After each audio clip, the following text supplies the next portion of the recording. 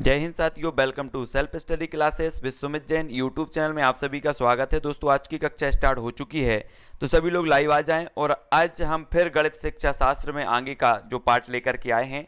सभी लोगों के लिए टेलीग्राम ग्रुप से अवश्य जुड़ना है। टेलीग्राम ग्रुप से जुड़ने के लिए सभी लोगों को टेलीग्राम ऐप डाउनलोड करना है, फिर उसमें सर्च करना है IAS स्टडी ट्रैक और ज्वाइन हो जाना है। ठीक है, हमारी ये निरंतर कक्षाएं चल रही हैं, तो सभी लोगों के लिए इसी प्रकार से जुड़े रहना है। और पीछे वाले जो भी नए साथी हैं वो पिछले वीडियो अवश्य देखें। ठीक है, स्टार्ट करेंगे दोस्तों आज का ये वीडियो। सभी लोग लाइक जरूर कर दें वीडियो को। ठीक है, और स्टार्ट होने वाली है आज की ये कक्षा।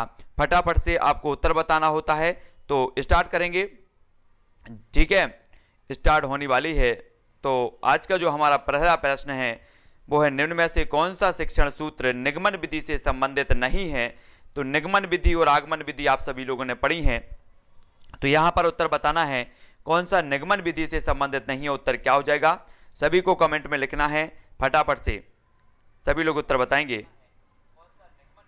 तो उत्तर क्या हो जाएगा, प्रश्न क्रमांक 122 का उत्तर बताएंगे, सामान्य से विशिष्ट, सूक्ष्म से स्थूल, नियम से उदाहरण, अज्ञात से ज्ञात की ओर। तब आपका जो उत्तर होगा दोस्तों वो क्या होगा।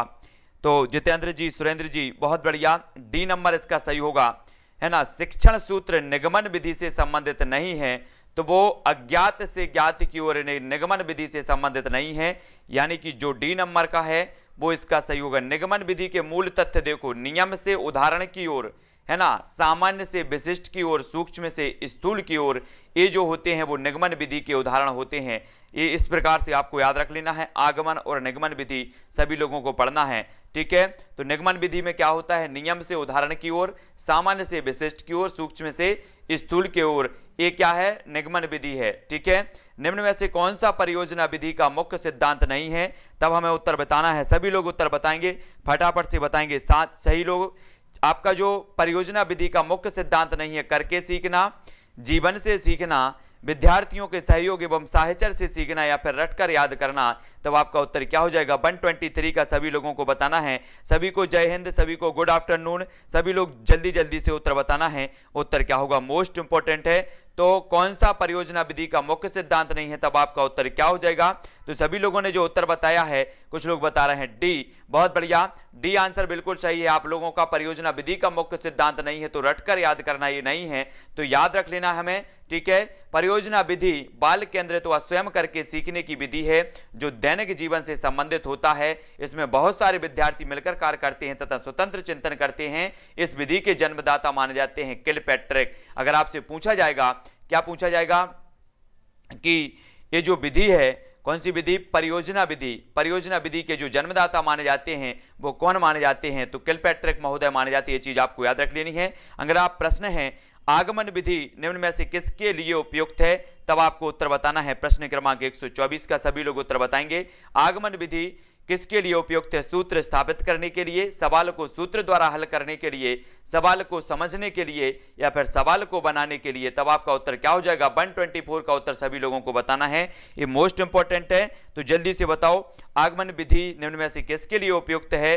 तब आप सभी का जो उत्तर आ रहा है, कुछ लोग सी बता रहे हैं, कुछ लोग बी बता रहे हैं, उत्तर हो जाएगा ए। ए मतलब सूत्र स्थापित करने के लिए आगमन विधि, सूत्र स्थापित करने के लिए आगमन विधि का प्रयोग किया जाता है। इसकी क्रिया विधि विशेष से सामान्य की ओर प्रवृत्त होती है, विशेष से सामान्य की ओर प्रवृत्त होती है, जबकि निगमनात्मक विधि सामान्य से विशेष की ओर। याद रख लेना, निगमनात्मक विधि जो है वो सामान्य से विशेष की ओर, और जो आगमन विधि है वो विशेष से सामान्य की ओर होती है। तो ये चीज आपको याद रख लेनी है। अगला हमारा क्वेश्चन है दोस्तों, और खेल विधि के जन्मदाता कौन है। तब हमें उत्तर बताना है। 125 का उत्तर सभी लोग बताएंगे।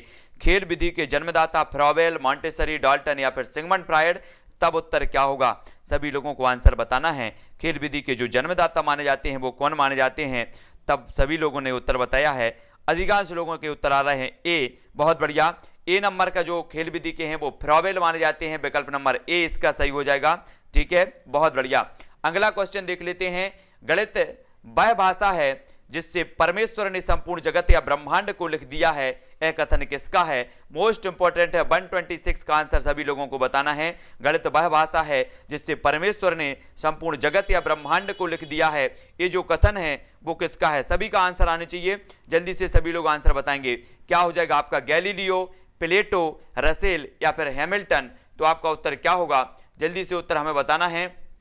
फटाफट से सभी लोग लिखेंगे। 4 विकल्पों में से एक विकल्प का चयन सभी को करना है और 4 में से जल्दी से बताओ, तब आपका उत्तर हो जाएगा गैलीलियो ने कहा है कि गणित वह विषय है जिसमें परमेश्वर ने संपूर्ण जगत या ब्रह्मांड को लिख दिया है। तो आप सभी को याद रख लेना है, ये गैलीलियो महोदय का कथन है। ठीक है, अगला क्वेश्चन देख लेते हैं दोस्तों। गणित के सूत्रों की स्थापना हेतु उपयुक्त विधि कौन सी है? सूत्रों की स्थापना हेतु उपयुक्त विधि हमें बताना है, तब आपका उत्तर क्या हो जाएगा, जल्दी से उत्तर बताओ। सभी लोग उत्तर बताएंगे। आपका पहला जो विकल्प है वो है निगमन विधि, दूसरा योजना विधि, संश्लेषण या इनमें से कोई नहीं। तो आपका जो उत्तर होगा वो क्या होगा, मोस्ट इंपॉर्टेंट है, इसलिए सभी को बताना है। तो जल्दी जल्दी से कमेंट में लिखेंगे उत्तर क्या हो जाएगा, तो जल्दी बताओ। तब आपका उत्तर हो जाता है 127 का क्या होता है, जल्दी से हमें बताना है कि जो गणित के सूत्रों की स्थापना हेतु उपयुक्त विधि मानी जाती है वो कौन सी मानी जाती है। तब आपने बताया है, क्या बताया है, ए मतलब निगमन विधि।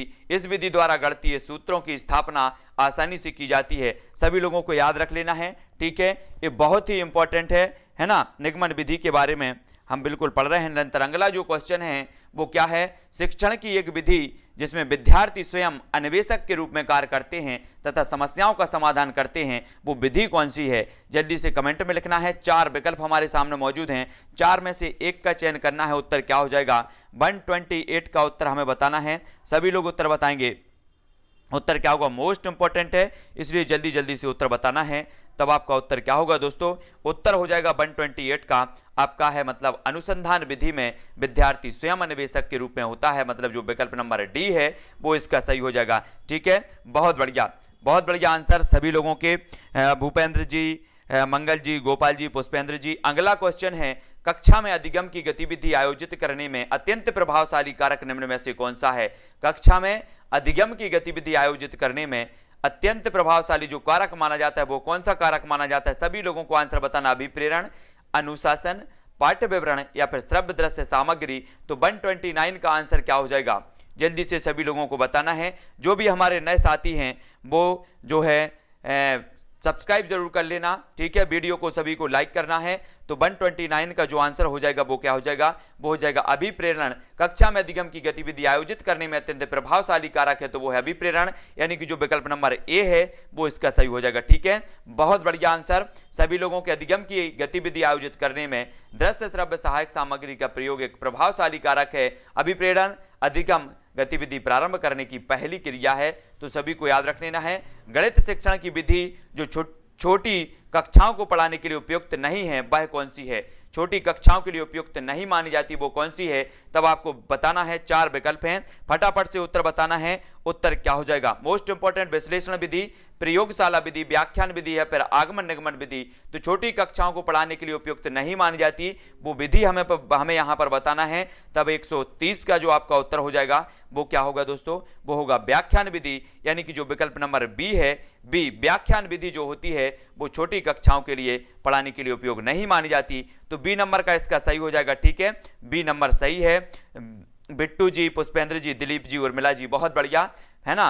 व्याख्यान जो विधि है अमनोवैज्ञानिक तथा शिक्षक केंद्रित विधि है, यह बाल केंद्रित शिक्षण प्रणाली नहीं है, अतः छोटी कक्षा में गणित शिक्षक हेतु अनुपयुक्त मानी जाती है व्याख्यान विधि, है ना। रोमन पद्धति में 98 को क्या लिखा जाएगा, सभी लोग बताएंगे रोमन पद्धति में 98 को क्या लिखा जाएगा। 4 विकल्प हमारे सामने मौजूद हैं, 4 में से एक का चयन करना है। तब आपको बताना है 131 का आंसर क्या हो जाएगा, जल्दी से उत्तर लिखेंगे। उत्तर क्या हो जाएगा फटाफट से बताना है। तो आपका उत्तर क्या होगा, अधिकांश लोग जो बता रहे हैं 131 का आंसर बता रहे हैं। क्या बता रहे हैं, बी बता रहे हैं कुछ लोग, और सी बताया प्रीति जी ने, बहुत बढ़िया। इसका जो आंसर होगा दोस्तों वो होगा सी, यानी कि आपका जो विकल्प नंबर सी है वो इसका सही हो जाएगा। ठीक है, सभी को याद रख लेना है ना। यहां पर ये आंकड़े दिए हैं और रोमन पद्धति सभी को पता होगा, रोमन जो संख्या हो जाती है उसे 98 को लिखा जाएगा, तो इस प्रकार से लिखा जाएगा। ठीक है, सभी लोगों को याद रख लेना है ना। अगला देख लेते हैं। अगला है, एक विद्यार्थी निम्नलिखित उदाहरणों का अवलोकन करता है, इस प्रकार से आपको उदाहरण दिए हैं और निष्कर्ष निकालता है। निष्कर्ष निकालने की उपयुक्त पद्धति कौन सी है। ये उदाहरण है, निम्नलिखित उदाहरणों का अवलोकन करता है, ठीक है, और निष्कर्ष निकालता है। ये आपका सूत्र है और ये पद्धति कौन सी मानी जाएगी, निष्कर्ष निकालने की जो उपयुक्त पद्धति है ये पद्धति कौन सी है, सभी लोगों को उत्तर बताना है। 132 का उत्तर सभी लोग बताएंगे, मोस्ट इंपॉर्टेंट प्रश्न है। तब आपका उत्तर क्या हो जाएगा, 132 का आंसर बताना है दोस्तों।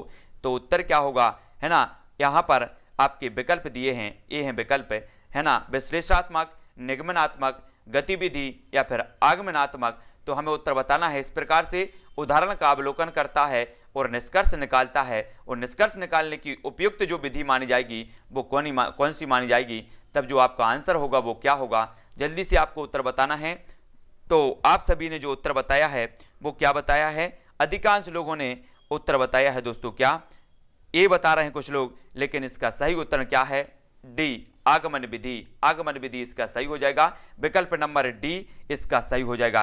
ठीक है ना, विकल्प नंबर डी क्या दिया है, यहाँ पर उदाहरण दिया है, उदाहरण का अवलोकन कर रहे हैं। और आगमन विधि में क्या होता है आप सभी को पता है, आगमन विधि में हम क्या करते हैं, देखो यहाँ पर देखते हैं, जो आगमन पद्धति है प्रश्न को विस्तृत रूप से संक्षिप्त में हल करके परिवर्तित करती है। निम्नलिखित समीकरण में छात्र इसी पद्धति का प्रयोग करता है। आगमन पद्धति की दिशा देखो, यहाँ पर आगमन पद्धति में क्या होता है, विशेष से सामान्य की ओर, उदाहरण से नियम की ओर और प्रश्न से सूत्र की ओर। यहाँ पर आपको याद रख लेना है ना, पहले प्रश्न दिया है ना, तो अपन सूत्र की ओर जा रहे हैं तो वहां पर आगमन विधि होगी, उदाहरण दिया है नियम की ओर जा रहे हैं और विशेष से सामान्य की ओर जा रहे हैं तो आगमन पद्धति होगी। आपको याद कर लेना है आगमन और निगमन पद्धतियों के बारे में किस प्रकार से होता है। तब आपको बताना है कि कक्षा 9वीं में निर्देशांक ज्यामिति परिचय कराने के लिए उपयुक्त उपागम है तो क्या है, 133 का आंसर सभी लोगों को बताना है। उत्तर क्या हो जाएगा, पुष्पेंद्र जी, पूजा जी, अमर जी, उत्तर बताना है 133 का। सभी लोगों का आंसर आएगा प्रौद्योगिकी समाकलन का उपयोग करते हुए निर्देशन, समस्या समाधान, व्याख्यान पद्धति या भूमिका निर्वाह, रोल प्ले। तब आपका 133 का आंसर क्या हो जाएगा, सभी लोगों का आंसर आनी चाहिए 133 का जो आंसर हो जाएगा दोस्तों कि कक्षा 9वीं में निर्देशांक ज्यामिति परिचय कराने के लिए उपयुक्त उपागम है तो वो है समस्या समाधान, यानी कि जो विकल्प नंबर बी है वो इसका सही हो जाएगा, बी नंबर का सही है। कक्षा 9वीं में निर्देशांक ज्यामिति परिचय कराने के लिए कक्षा 9 में ज्यामिति संबंधित प्रश्नों की समस्याओं का समाधान कराना एक अधिक प्रभावशाली उपागम है, क्योंकि कक्षा 9वीं में छात्रों को प्रश्नों के हलों की वैकल्पिक विधि का ज्ञान लगभग हो जाता है। तो याद रख लेना है, कक्ष में गणित की भाषा विकसित करने के लिए 4 चरण इस क्रम में हैं। गणित की भाषा विकसित करने के लिए ये 4 चरण हैं, तो 4 चरण में से जो है हमें बताना है कि कौन सा चरण उपयुक्त है। जल्दी से बताओ, प्रतिदिन की भाषा क्या करना है, गणित की भाषा विकसित करने के लिए बताना है इस क्रम में, तो कौन सा क्रम इसका सही होगा। 134 का उत्तर बताएं, सभी लोग बताना है। तब आपका उत्तर क्या हो जाएगा, प्रतिदिन की भाषा, गणितीय परिस्थिति की भाषा, गणित की समस्याओं को हल करने की भाषा, प्रतीकात्मक भाषा। ऐसा हमें क्रम बताना है कि ये क्रम आपका सही रहेगा। तब आपका ए नंबर ए है, बी नंबर बी है, सी है और डी है। तो उत्तर क्या हो जाएगा, हमें यहां पर प्रश्न जो दिया है वो क्या दिया है, हमें बताया गया है कि हमें गणित की भाषा विकसित करने के लिए 4 चरणों में से कौन सा आपका क्रमबद्ध होगा। तब आपका विकल्प नंबर ए सही होगा। सबसे पहले गणितीय परिस्थिति की भाषा, गणित की समस्याओं को हल करने की भाषा और प्रतीकात्मक भाषा, यानी कि जो विकल्प नंबर ए है वो इसका सही हो जाएगा। ठीक है, ए नंबर का सही है ना। अगला क्वेश्चन देख लेते हैं दोस्तों। यहां पर देखो, गणित की भाषा को विकसित करने के 4 चरण निम्न प्रकार होंगे, प्रतिदिन की भाषा, गणितीय परिस्थिति की भाषा, गणित की समस्याओं को हल करने की भाषा और फिर प्रतीकात्मक भाषा। ये गणित की भाषा को विकसित करने के 4 चरण हैं। अगला क्वेश्चन हमें बताना 135 का, कक्षा 6वीं की पाठ्य पुस्तक से निम्नलिखित को पढ़िए, पूर्णांकों का ऐसा युग्म लिखिए जिसका योगफल एक ऋणात्मक पूर्णांक है। उपरोक्त प्रश्न उल्लेख करता है, किसका उल्लेख करता है। 135 का अच्छे से पढ़ना है और उत्तर बताना है। तो सभी लोग उत्तर बताएंगे, कक्षा 6वीं की पाठ्य पुस्तक से निम्न प्रश्नों को पढ़िए और पूर्णांकों का ऐसा युग्म लिखिए जिसका योगफल एक ऋणात्मक पूर्णांक है। उपरोक्त प्रश्न उल्लेखित करता है तो क्या करता है, जल्दी से उत्तर बताना है। 135 का आंसर क्या हो जाएगा, मोस्ट इंपॉर्टेंट है, सभी लोगों को उत्तर बताना है। थोड़ा सा पढ़ लो किस प्रकार से ये होगा। तो चिंतनपूर्ण प्रश्न, बहुविषयी प्रश्न, बंद अंत वाला प्रश्न या खुले अंत वाला प्रश्न, तब आपका उत्तर क्या हो जाएगा दोस्तों। सभी लोगों ने उत्तर बताया है, कुछ लोग डी बता रहे हैं और कुछ लोग बी बता रहे हैं। तब आपका जो आंसर होगा वो क्या होगा, वो होगा डी, यानी कि खुले अंत वाला प्रश्न। ये जो हो जाएगा वो खुले अंत वाला प्रश्न होगा। पूर्णांकों का ऐसा युग्म लिखिए जिसका योगफल एक ऋणात्मक पूर्णांक है। इस तरह के प्रश्न खुले अंत वाले प्रश्न कहलाते हैं। खुले अंत वाले प्रश्न वे होते हैं जिनका अनेक उत्तर जो है होते हैं। तो सभी लोगों को इस प्रकार से संभव है, इस प्रश्नों के अनेक उत्तर संभव हैं, है ना, याद रख लेना है। ठीक है, जैसे खुले प्रश्नों के बारे में यहाँ पर देखेंगे, खुले प्रश्न कौन से हैं, -5 + 2 तो -3। इस प्रकार से इनके जो है अनेक उत्तर होते हैं। अनेक उत्तर, जिनके अनेक उत्तर संभव वे खुले अंत वाले प्रश्न कहलाते हैं। अगला क्वेश्चन देख लेंगे। अगला क्वेश्चन है कक्षा 6वीं की इकाई चतुर्भुजों को समझने में जो है चतुर्भुज के कोण गुणधर्म से संबंधित मुख्य परिणाम कागज मोड़ने के क्रियाकलाप द्वारा परिचित कराए गए हैं और उसके पश्चात इन गुणधर्मों पर आधारित अभ्यास दिए गए हैं। इस स्तर पर कोणों के गुणधर्म का प्रमाण प्रूफ नहीं दिया गया है क्योंकि कक्षा 6वीं के विद्यार्थी इस समय बैन हेले के इस स्तर पर हैं। कौन से स्तर पर हैं, अनौपचारिक निगमन, विश्लेषण निगमन या फिर मानसिक चित्रण। तो बताना है, थोड़ा सा पढ़ लो और थोड़ा सा अच्छे से समझ लो, तब आपका उत्तर क्या हो जाएगा। 136 का उत्तर बताना है ना। प्रश्न बड़ा है इसलिए थोड़ा सा आपको अच्छे से पढ़ना है, तब आपका उत्तर क्या हो जाएगा। चतुर्भुज के योग गुणधर्म से संबंधित मुख्य परिणाम कागज के मोड़ने क्रियाकलाप द्वारा परिचित कराए गए हैं और उसके पश्चात इन गुणधर्मों पर आधारित अभ्यास दिए गए हैं। तब आपका उत्तर होगा विकल्प नंबर ए, स्तर 2 अनौपचारिक निगमन। विनय हेले के अनुसार विद्यार्थी को 2 स्तर पर कागज को मोड़कर उसके गुणधर्म को समझाना है क्योंकि इस स्तर पर विद्यार्थी जो भी देखता है उसे वह उसी प्रकार से समझ लेता है। तो एक इसका है, विनय हेले के अनुसार स्तर 2 माना जाएगा अनौपचारिक निगमन। ठीक है, याद रख लेना। अगला क्वेश्चन है गणित में प्रश्न रखने का अर्थ क्या है। 137 का उत्तर सभी लोग बताएंगे। प्रश्न रखने का अर्थ क्या होता है, विषय वस्तु में ऐसे प्रश्नों का सृजन करना, प्रश्नों को हल करने में असमर्थता, कक्षा में संदेह प्रस्तुत करना या प्रश्न हल करना। तो प्रश्न क्रमांक 137 का उत्तर सभी को बताना है। जल्दी से बताओ उत्तर क्या हो जाएगा। गणित में प्रश्न रखने का अर्थ क्या है, मोस्ट इंपॉर्टेंट है, अभ्यास करना है ना। बहुत बढ़िया प्रश्न है। तो जिसको भी ग्रुप में ऐड करना है वो टेलीग्राम ग्रुप में ऐड हो जाना। टेलीग्राम ग्रुप में ऐड होने के लिए आपको सर्च करना है IAS स्टडी ट्रिक। ठीक है, IAS स्टडी ट्रिक सर्च करो और ऐड हो जाओ। तब आपका उत्तर होगा विकल्प नंबर सी, कक्षा में संदेह प्रस्तुत करना जो है गणित में प्रश्न रखने का जो है अर्थ है। यानी कि यहाँ पर देखो कि गणित में प्रश्न रखने का अर्थ है कक्षा में संदेह प्रस्तुत करना। प्रश्न पूछने वाले छात्र अंतः प्रेरित होते हैं जिनसे अन्य छात्र जिनके मन में प्रश्न दबे रहते हैं वे भी लाभान्वित होते हैं। ठीक है, तो ये चीज आपको याद रख लेना है। प्रश्न क्रमांक सी इसका आंसर हो जाएगा, याद रखो। अगला क्वेश्चन है गणित की अच्छी पाठ्य पुस्तक में होते हैं बहुत सारे क्या होते हैं, सभी लोग बताएंगे।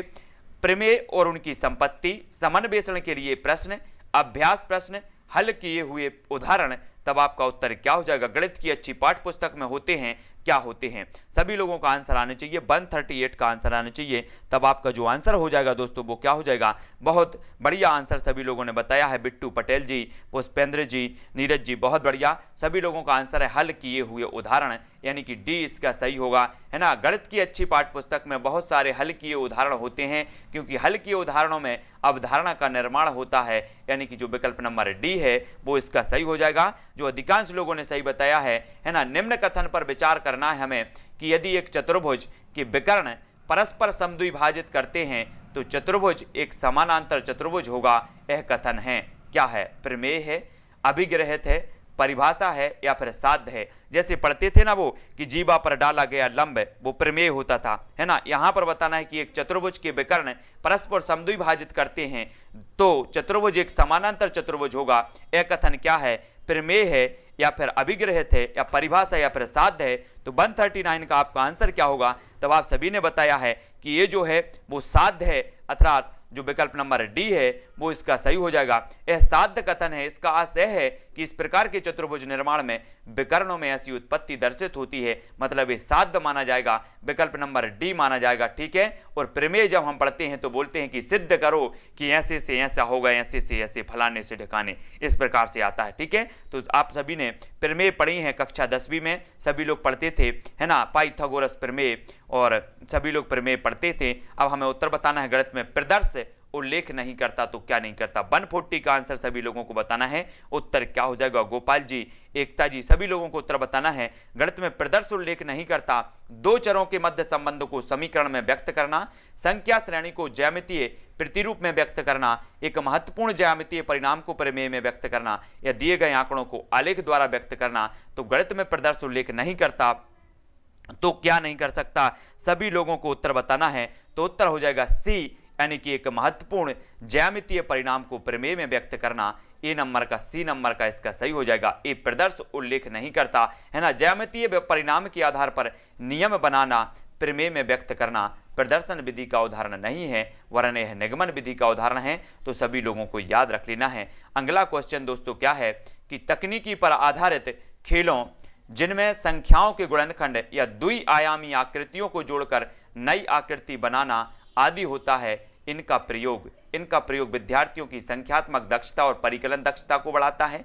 इनका प्रयोग विद्यार्थियों को गणित की प्रयोगशाला में व्यस्त रखने में शिक्षक की सहायता करता है। इनका प्रयोग विद्यार्थियों में अवधारणाओं को समझने की क्षमता में वृद्धि करता है, ताकि वे अपनी योग्यता के अनुसार अन्वेषण, परीक्षण और जो है निष्कर्ष करने के कारण कुशल हों। या फिर इनका प्रयोग शिक्षक द्वारा विद्यार्थियों के गणित प्रदर्शन का मूल्यांकन करने में सहायता करता है। तब आपको उत्तर बताना है। प्रश्न क्रमांक हमारा 141 है, और 141 का जो आंसर सभी लोगों ने बताया है वो सी बताया है।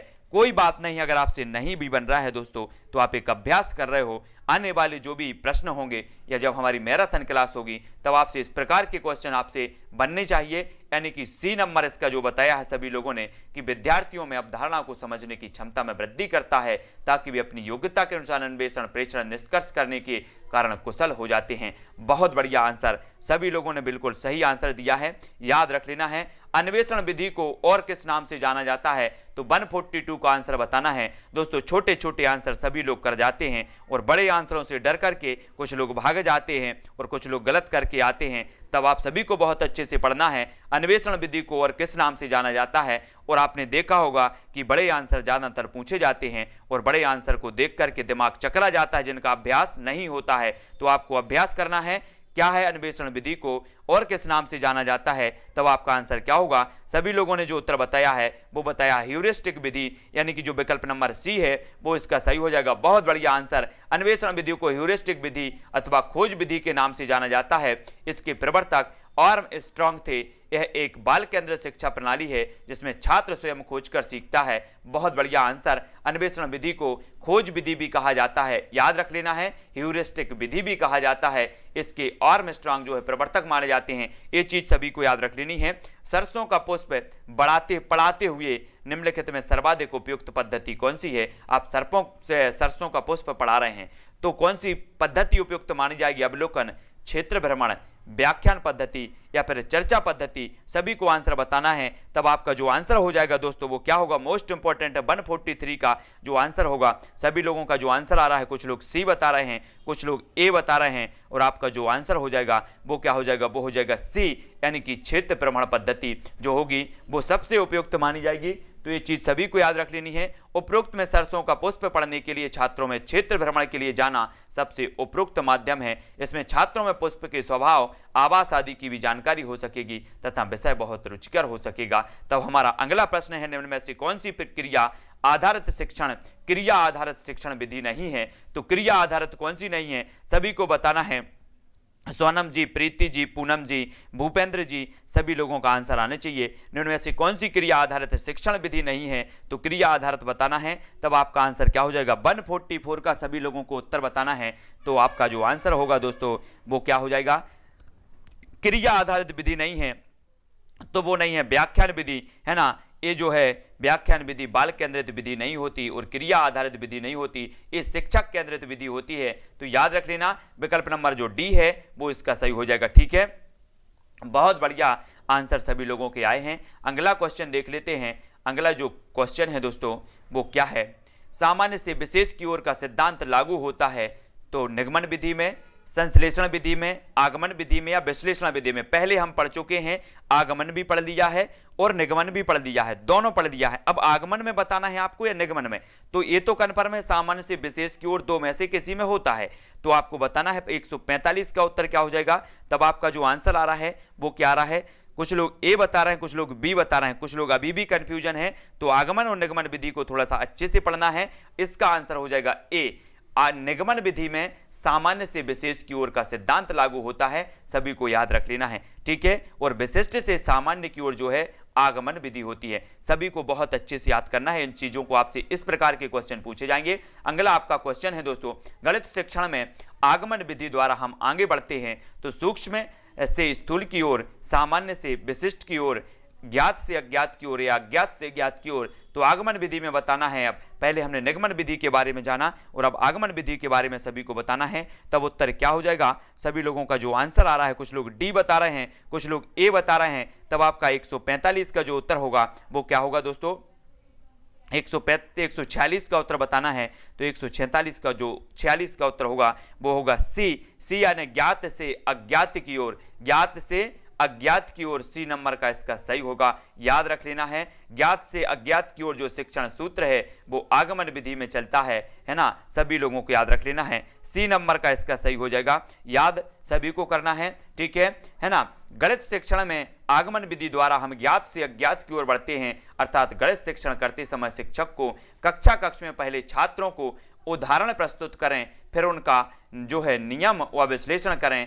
कह सकते हैं कि उदाहरण से नियम की ओर ये आगमन विधि का जो है माना जाता है। तब आपको 147 का उत्तर बताना है, क्या हो जाएगा। गणित शिक्षण की स्वयं सिद्ध विधि में कौन सी विधि सम्मिलित नहीं है, तो 147 का आंसर सभी लोगों को बताना है। ममता जी, पूजा जी, गोपाल जी, सुरेश जी, सभी का आंसर आना चाहिए। गणित शिक्षण की स्वयं सिद्ध विधि में कौन सी विधि सम्मिलित नहीं है, तो 147 का उत्तर क्या हो जाएगा। और सभी लोगों को वीडियो को लाइक जरूर करना है, जितने लोग भी, अगर 5% भी आपको सीखने को मिल रहा है तो बिना लाइक करे किसी को नहीं जाना है, सभी लोगों को लाइक जरूर करना है। गणित शिक्षण की स्वयं सिद्ध विधि में कौन सी विधि सम्मिलित नहीं है, तब आपका 147 का आंसर क्या हो जाएगा। आप सभी ने बताया है कि जो अनुवांशिक विधि है ये स्वयं सिद्ध विधि में सम्मिलित नहीं होती, यानी कि जो विकल्प नंबर सी है वो इसका सही हो जाएगा, ठीक है। बहुत बढ़िया, आनुवांशिक विधि गणित शिक्षण की स्वयं सिद्ध विधि में सम्मिलित नहीं है, याद रख लेना है। अगला क्वेश्चन है, गणित में प्रति चित्रण के लिए निम्नलिखित कथनों में कौन सा कथन सत्य नहीं है, तो प्रति चित्रण के लिए हमें उत्तर बताना है, तब आपका उत्तर क्या हो जाएगा जल्दी से कमेंट में लिखेंगे। प्रश्न क्रमांक 148 का आंसर सभी को बताना है, तो उत्तर क्या होगा जल्दी से जल्दी लिखना है, तब आपका जो उत्तर हो जाएगा दोस्तों वो क्या होगा। आप सभी ने उत्तर लिख दिया क्या, उत्तर इसका सही होगा सी यानी प्रति चित्रण गणित पाठ्यक्रम का भाग नहीं है, यानी कि जो सी है वो इसका सही होगा। ये सत्य नहीं है, सत्य नहीं है कथन हमें बताना था, तो प्रति चित्रण गणित पाठ का क्रम का भाग नहीं, ये सत्य नहीं माना जाएगा।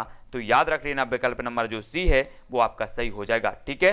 अगला क्वेश्चन देख लेते हैं, 2 अंकीय संख्या को दूसरी 1 अंकीय या 2 अंकीय संख्या से गुणा करने की प्रक्रिया को समझने के लिए निम्नलिखित में से कौन सी पूर्व जानकारी होना आवश्यक है। यहां पर क्वेश्चन थोड़ा अच्छे से पढ़ लो। 2 अंकीय संख्या को दूसरी 1 अंकीय या 2 अंकीय संख्या से गुणा करने की प्रक्रिया को अगर हमें समझना है तो निम्न में से कौन सी पूर्व जानकारी होना आवश्यक है। योग का क्रम विनिमय गुण, गुणन का क्रम विनिमय गुण, गुणन योग पर वितरण के रूप में, गुणन विभाजन के प्रतिलोम के रूप में, तब 149 का आंसर क्या हो जाएगा जल्दी से उत्तर बताएंगे। उत्तर क्या होगा, सभी लोगों ने समझ लिया, तो उत्तर इसका सही हो जाएगा दोस्तों कि वो क्या हो जाएगा सी। बहुत बढ़िया, गुणन योग पर वितरण के रूप में, यानी कि जो सी नंबर का है वो सही हो जाएगा। मोस्ट इंपॉर्टेंट, और सभी का आंसर सही आ रहा है, बहुत बढ़िया आंसर। गुणन योग पर वितरण के रूप में आपका ज्ञान होना चाहिए, ठीक है, सभी लोगों को याद रख लेना है। अगला क्वेश्चन देख लेते हैं।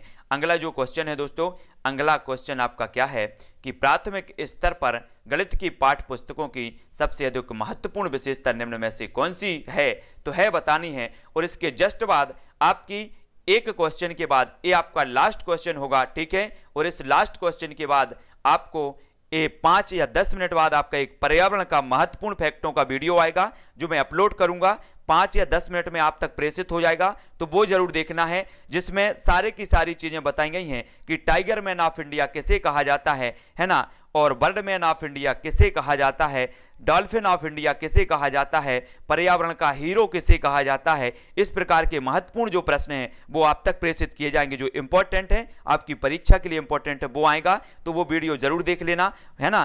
तो प्राथमिक स्तर पर गणित की पाठ्य पुस्तकों की सबसे अधिक महत्वपूर्ण विशेषता निम्न में से कौन सी है, तब 150 का सभी लोगों ने उत्तर बताया है। क्या बताया है? बहुत बढ़िया आंसर। आंसर क्या है? वो है क्या?